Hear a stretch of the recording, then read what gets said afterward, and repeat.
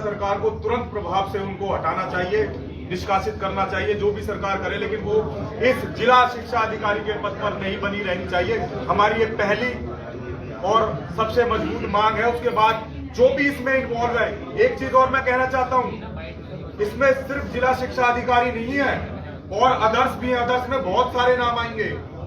मैंने आपको बताया ना कि अगली जो FIR दर्ज होने वाली है वो एक और होने वाली है। उसमें क्या है, मैं फिर कहता हूं आपके माध्यम से, जैसे नगर निगम में रिकॉर्ड जलाया गया था, ऐसे ही इसमें भी रिकॉर्ड गायब किया गया है। करोड़ों रुपए का घोटाला उजागर होगा। बस मेरा आपसे भी निवेदन है, इस फाइलें इसलिए जलाते हैं सर कि पकड़े ना जाएं। फाइलें इसलिए जलाते हैं कि पकड़े ना जाएं। आप कह रहे हैं सरकार तक अपनी बात पहुंचाएंगे, तो लेकिन आप मीडिएटर्स की बजाय आप शिक्षा मंत्री से आपका डेलीगेशन क्यों नहीं बात करने जा रहा, ताकि उनके सीधे कानों तक पहुंचे और उसके बाद अगर वो संज्ञान नहीं लेते हैं तो आगे की जो आपकी रणनीति आप उसे अंजाम दें। मैं बिल्कुल पहले मैं भाई का जो सर ने बोला है पहले कि भाई रिकॉर्ड जो किस लिए गायब किया गया, देखिए भ्रष्टाचार क्या है ना, सीधा सीधा ये है कि 2004 और 6 के बीच में जब मैडम BO थी, तो जब वो अपना पद छोड़ के गई, उन्होंने किन्हीं को अंडरटेकिंग दे के नहीं गई और वो रिकॉर्ड अभी तक नहीं मिला है। अभी तो 27 लाख रुपए का है, मैं इसलिए कह रहा हूँ ये करोड़ों रुपए का निकलेगा। अभी एक और FIR दर्ज होने वाली है, मैं बता दूंगा आपको।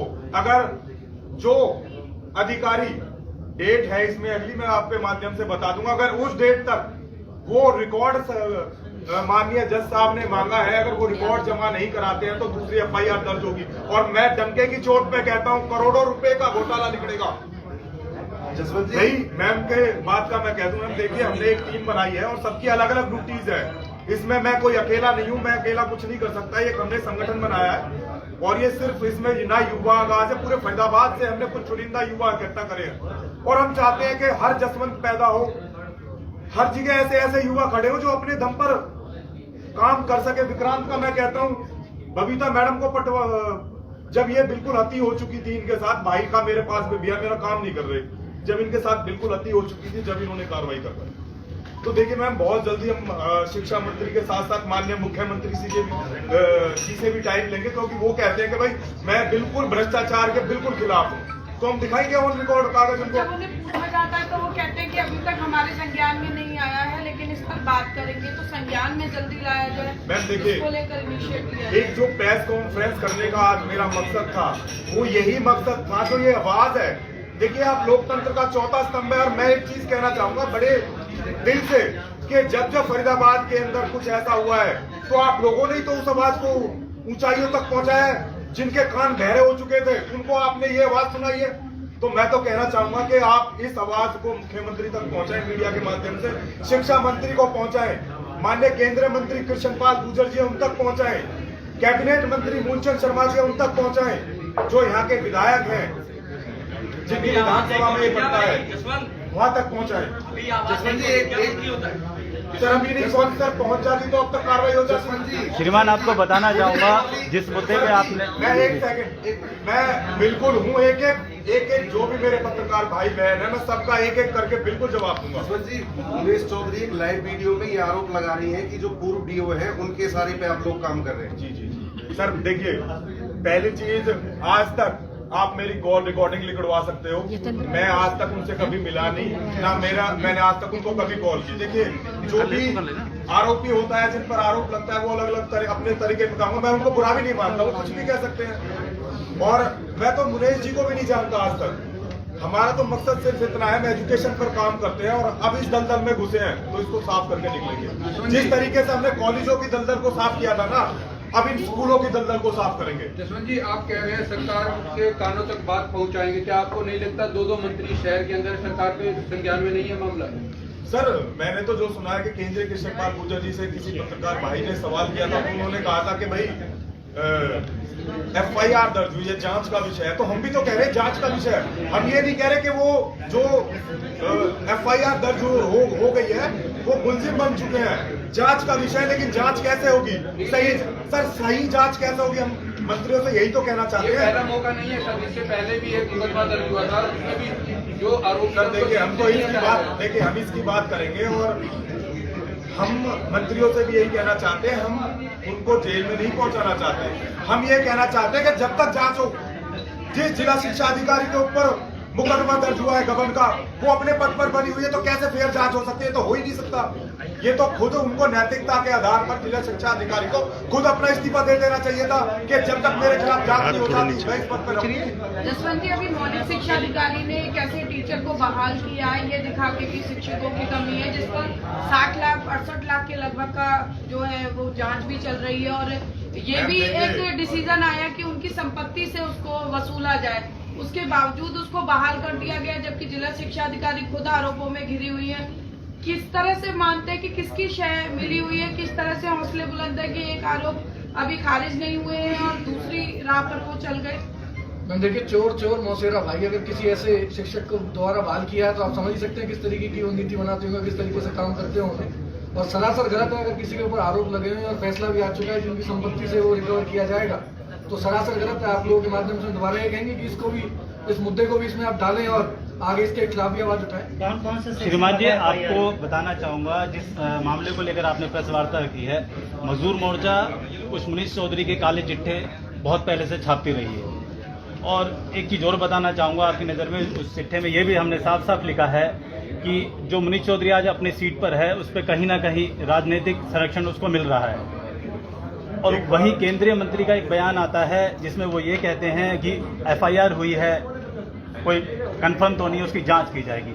तो क्या लगता है कि आपने कहा कि हम विधायकों के यहाँ पर जाएंगे या DC ऑफिस जाएंगे, ऐसे में निष्पक्ष जांच हो पाएगी, या पिछले एक मामले में एक बहुत बड़ा आरोपी जो कि फरार भी था, काफी लंबे समय तक फरार भी रहा, फिर सोशल मीडिया पर उसका फोटो आया? निष्पक्ष जांच के लिए तो हम कह रहे हैं कि वो अपने पद पर ना, हमारी देखिए सिर्फ सिंपल एक मांग है कि वो अपने पद पर ना बनी रहे। जब वो अपने पद पर नहीं बनी रहेंगी तो जो जांच है वो फेयर होगी, और इसमें बहुत अधिकारी, जो छोटे अधिकारी हैं जिन्होंने गबन किया है, वो जेल के अंदर। जसवंत जी, आप लगातार कह रहे हैं कि केवल एक मामला नहीं है, तो बाकी जो भ्रष्टाचार के आरोप आप उन पर लगा रहे हैं, कोई सॉलिड प्रूफ्स हैं आपके पास जिनको आप आगे उजागर करेंगे? मैम देखिए, मैंने कहा ना, जो अगली FIR दर्ज होने वाली है वो कोर्ट का ही ऑर्डर है, मैं दिखा दूंगा। कोर्ट ने रिकॉर्ड मांगा है और बहुत स्ट्रिक्टली रिकॉर्ड मांगा है कि इस बार आपने अगर रिकॉर्ड जमा नहीं कराया तो वो है, वो आने वाला विषय है। मैंने कहा ना, एक दलदल बन चुका है, इसीलिए कहा है। तो अगर उन्होंने रिकॉर्ड दर्ज नहीं कराया कोर्ट के अंदर तो दूसरी FIR बहुत जल्दी होगी। मुनीश चौधरी जी की तरफ से एक बयान आया है कि जो लोग हैं वो गैंग की भी बात कही, उन्होंने बोला कि कुछ लोग हैं, रितु चौधरी DO का भी नाम उन्होंने लिया। क्या आपको लगता है कि इस लेवल पर एक अधिकारी का नाम लेना किसी को शोभा देता है, या अगर वो ठीक है, कोर्ट ने संज्ञान लिया है इस पर, तो इतना विचलित होने की क्या जरूरत है? पहली चीज सवाल आ रहा था कि मैंने बोला कि ये कंप्लेंट पुलिस को नहीं दी गई, इस पे जो संज्ञान लिया है वो श्री अमृत सिंह चालिया जी, जो हमारे ऑनरेबल डिस्ट्रिक्ट एंड सेशन जज हैं, उन्होंने संज्ञान लिया है। उनकी डायरेक्शन पर FIR दर्ज हुई है। किसी पॉलिटिकल अप्रोच पे, हमने सुना है होते हैं पॉलिटिकल अप्रोच पे मुकदमे दर्ज हो जाते हैं, इस तरीके का कुछ भी नहीं है। इंक्वायरी रिपोर्ट पर उन्होंने संज्ञान लेते हुए उन्होंने डायरेक्शन दी है। दूसरी चीज आपने कहा कि गैंग, कि ये गैंग बता दी। देखिए, जितना मैं जानता हूँ व्यक्तिगत रूप से RK भारद्वाज जी जो कंप्लेनेंट है और श्री श्रीपाल शर्मा जी जो इसमें एडवोकेट हैं, RK भारद्वाज जी ना तो किसी से मिलते, एक जनरल RK एक्टिविस्ट हैं, समाज सेवा का काम करते हैं, और उनकी तरह के और भी बहुत हैं जो समाज हित में, जो समाज में बुराइयां हैं उनको खत्म करने का काम करते हैं। हमारा सीधा मकसद ना पता है क्या होता है, जो विरोधी होता है वो सिर्फ यही बातें चला के ना मुद्दे से भटकाना चाहता है। हमारा सीधा मकसद है ना, हम मुद्दे से भटकेंगे ना, हम इधर से इधर डगेंगे। हमारा मछली की तरह के आंख पे तीर मारना, सीधा एक है कि हमें भ्रष्टाचार पर चोट करनी है। हमें उनके बयानों से कोई लेना देना नहीं है, ना हमें उनसे कुछ हुआ है। हमारा तो सरकार से, फरीदाबाद प्रशासन से मांग है कि उनको उनके पद से बर्खास्त किया जाए, जिससे कि जो उन पर आरोप लगे हैं वो जांच सही हो सके। और मैं विक्रांत से कहना चाहूंगा कि ये बताएं कि कौन कौन सी धाराओं में इसमें IPC की सेक्शन है 120B, 201, 402, फॉर्जरी की सेक्शन है 467, 468, 471, 506। स्पेशल कोर्ट है अमृत सिंह चालिया जी की, जो स्पेशल कोर्ट है वो प्रिवेंशन ऑफ करप्शन एक्ट, उसकी सेक्शन 10(7)(7)(a). तो प्रिवेंशन ऑफ करप्शन एक्ट और IPC की काफी धाराएं पे लगी हुई है।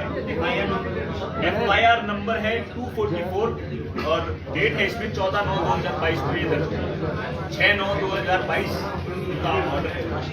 यशवंत जी, एक प्रश्न और है। जी जी बिल्कुल। आपने अभी बोला कि भाई कॉलेजों का आपने सुधारा और यहाँ ये जो कार्रवाई चल रही है स्कूल के जो डीओ है उनके खिलाफ चल रही है, लेकिन स्कूलों की माली हालत तो कई सालों से सब देख रहे हैं, कभी उसके लिए आपने कोई आवाज नहीं उठाई? ये कहीं राजनीतिक स्टंट तो नहीं है? देखिए सर, जब जागो जब भी सवेरा, और अभी तक हमने कॉलेजों पे काम किया था। अगर उतरे हैं इसमें तो आपको आने वाले वक्त में बहुत अच्छे नतीजे देंगे हम। स्कूलों की जो जर्जर हालत है